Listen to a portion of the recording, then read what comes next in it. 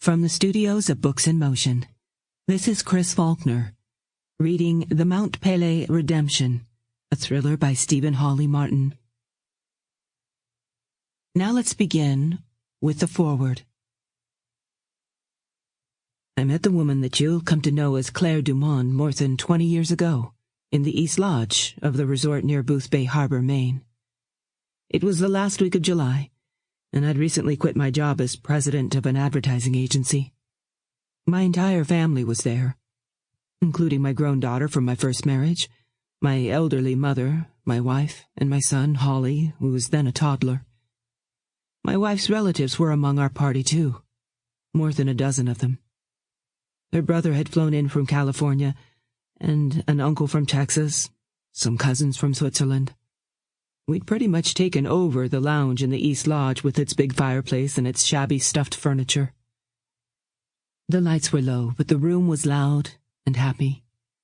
A crackling fire fought back the evening chill. Children and adults occupied themselves in Trivial Pursuit or Pictionary.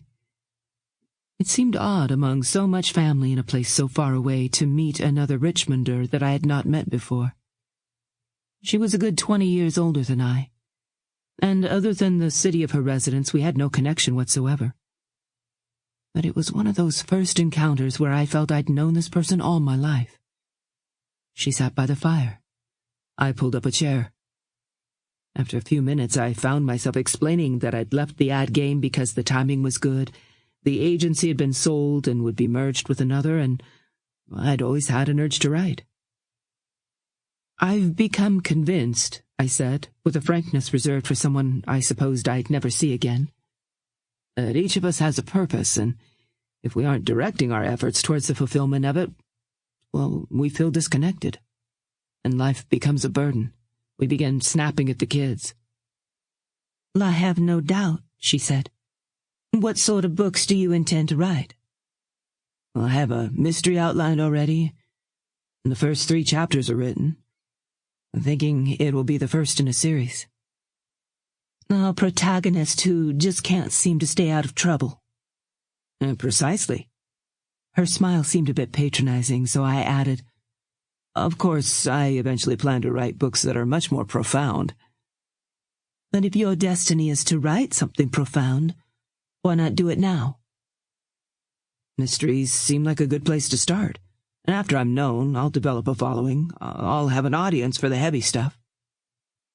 She held me with the hazel-green eyes of a younger woman. "You realize, of course, that things will not work out as you expect." "And why not?" "Because things never work out the way we plan." "Yeah, I've noticed." "Fate has things work in a way that you never could have imagined, just to let you know that you aren't the one who is in control." Who is this fellow, Fate?" She smiled. "You will be successful. I'm absolutely certain of it. Just remember to stay flexible." I thought, how could she possibly know if I'm going to be successful? "You see, you are going to write my story, and it will make you famous." I suddenly felt ill at ease. "You'll change my name, of course." "You're serious, aren't you?" "Absolutely." "But why me?" By then I knew that she had been a journalist. "Why not write it yourself?" "I don't want the publicity, and I've had a feeling that you would walk into my life." "What makes your story so astounding that it would make you, and will make me, famous?" "And hounded by talk show hosts." "And hounded by talk show hosts." "The secret of life." "Excuse me?" "My story. It contains the secret of life." Sure it does, I thought. But I must confess I was intrigued enough to buy a tape recorder in Boothbay the next morning. On Thursday it rained, and all my companions, including my wife and daughter, headed to Freeport to join the throng of lemmings while I spent the day in the East Lodge, by the fire, transfixed by what I heard. And so the story you are about to read is Claire DuMond's, not mine. I've honored her wish. I've changed the names to protect the innocent. Sample complete. Ready to continue?